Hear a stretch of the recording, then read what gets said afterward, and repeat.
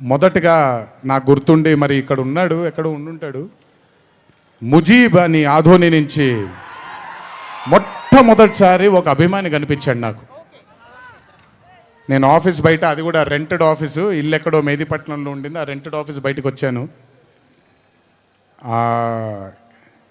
ఎవరండి మీరు అన్నాను. బాబు ఫ్యాన్ అన్నాడు. అర్థం కాలేదు. ఏంటి ఫ్యానా అన్నాను. అవును బాబు, మీరంటే పడి చచ్చిపోతానన్నాడు.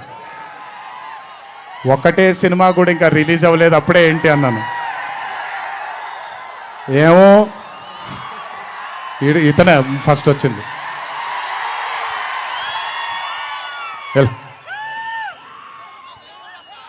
మీరంటే చచ్చిపోతానన్నాడు.